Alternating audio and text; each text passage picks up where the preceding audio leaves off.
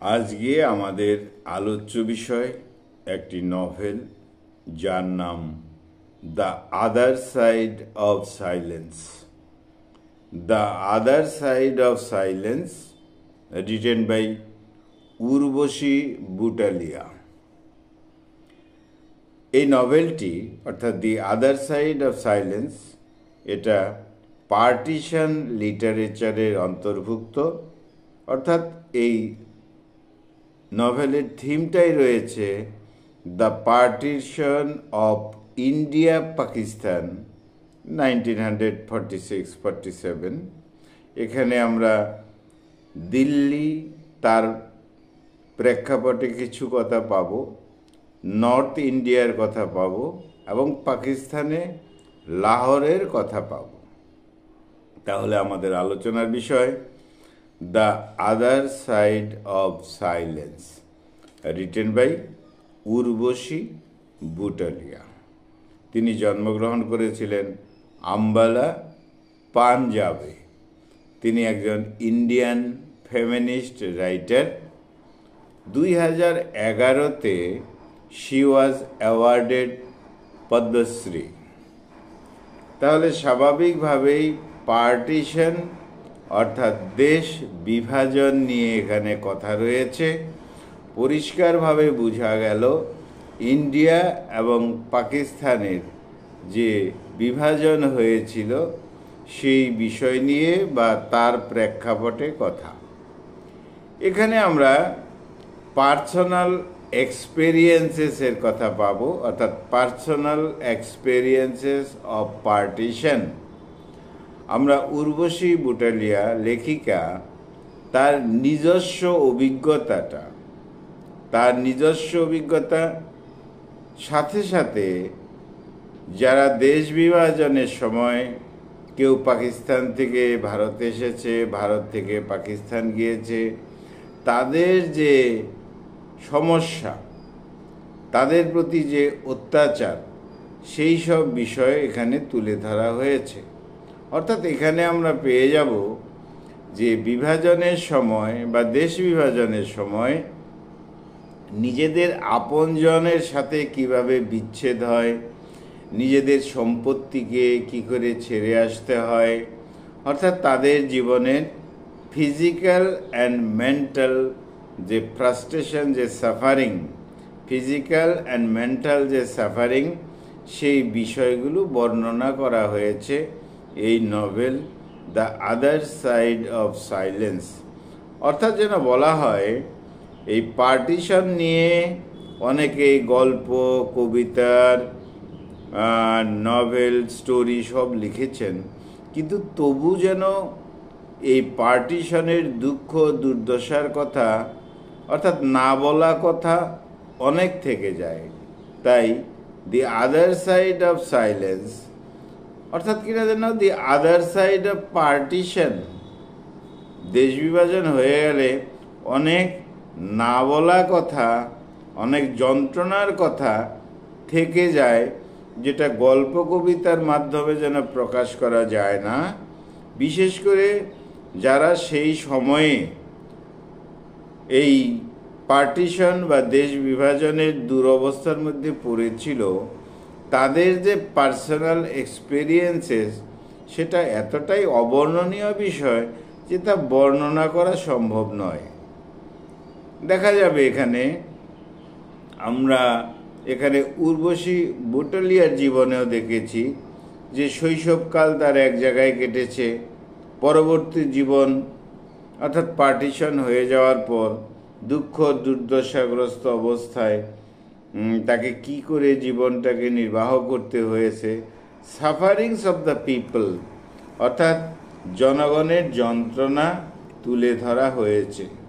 তাই বলা হয় শুধু রিটেন হিস্ট্রি দিয়ে বোঝানো বড় কঠিন পার্টিশন বা দেশ বিভাজন কতটা ভয়াবহ। অর্থাৎ কিনা এই পার্টিশন কতটা ভয়াবহ সেটা পার্সোনাল এক্সপেরিয়েন্সেস যাদের রয়েছে, উপলব্ধি যাদের রয়েছে, তাদের দ্বারাই এটা অনুভূত হওয়া সম্ভব বা তারাই ব্যাখ্যা করতে পারেন। পরবর্তী বিষয় রয়েছে এই নভেলের মধ্যে, অর্থাৎ কিনা partition deals with family history. আমরা লক্ষ্য করে দেখব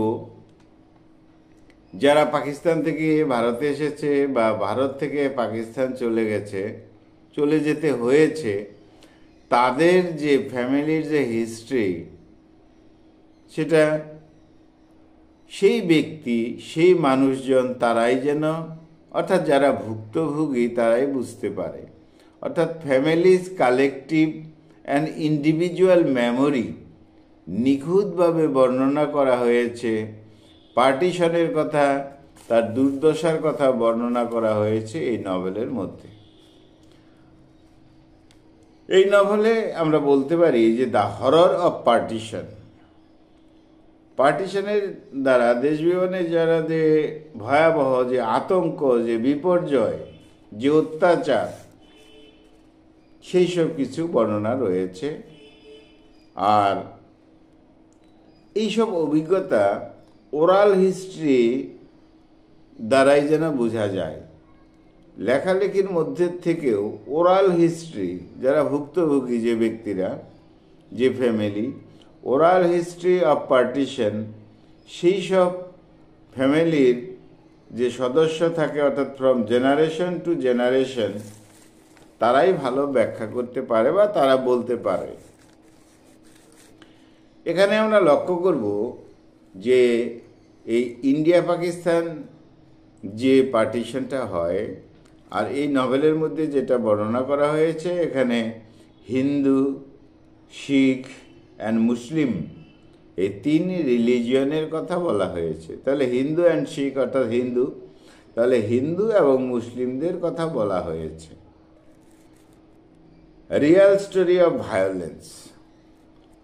দেশ বিভাজনে একদম এই নভেলের মধ্যে প্রস্ফুটিত হয়ে উঠেছে রিয়াল স্টোরি অফ ভায়োলেন্স। কিভাবে?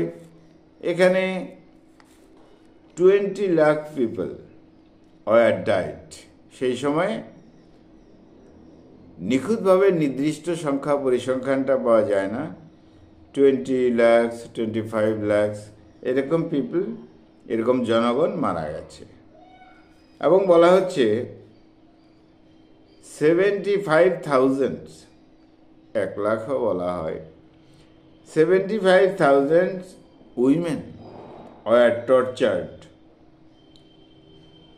1 লাখ নারীদেরকে টর্চার করা হয়েছে, অপহরণ করা হয়েছে, অত্যাচার করা হয়েছে। তাদের সার্বিকভাবে তাদের জীবনটা বিপন্ন হয়ে যায়। এমন একটা ভয়াবহ ব্যাপার রয়েছে এই নভেলের মধ্যে।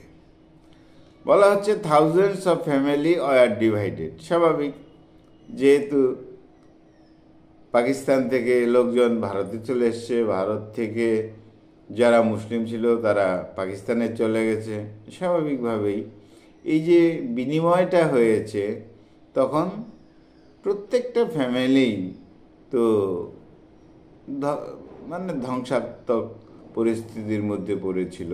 তাদের বাড়ি ঘর স্বাভাবিকভাবে টোটালি ডিস্ট্রয়েড হয়ে যায়। বলা হয় যে হাজার হাজার লোক, লক্ষ লক্ষ লোক এই পাকিস্তান থেকে ভারতে আসে, লক্ষ লক্ষ, 12 মিলিয়ন তার উপরে এই লোকজন পাকিস্তান থেকে ভারতে আসে, ভারত থেকে পাকিস্তানে যায়। তার জন্য যে দুর্দশা, নিজেদের ফ্যামিলি, নিজেদের সংসার, নিজেদের আত্মীয় স্বজনকে রেখে চলে যাওয়া বা চলে আসা, তার বর্ণনা এখানে রয়েছে। এই নভেলের মধ্যে আমরা পাবো স্টোরি অফ মামু। স্টোরি অফ মামু, তার অর্থাৎ এখানে যে মামু বা maternal uncle of Urvashi Butalia, তার নিজের মামার কথা বলা হয়েছে, মামুর কথা বলা হয়েছে। তাহলে ব্যক্তিগত যে অভিজ্ঞতা, এই বিষয়টা উর্বশী বুটালিয়ার ছিল। এবং জেনারেশন টু জেনারেশন তাদের ফ্যামিলি যেহেতু পাকিস্তান থেকে চলে এসেছিল, সেজন্য তাদের পার্সোনাল এক্সপেরিয়েন্সেস ছিল, এই জন্য তাদের দুর্দশার বর্ণনাটাও যথেষ্ট জ্যান্ত ছিল এবং তিনি বর্ণনা করেছেন, যথেষ্ট টাচি বর্ণনা করেছেন।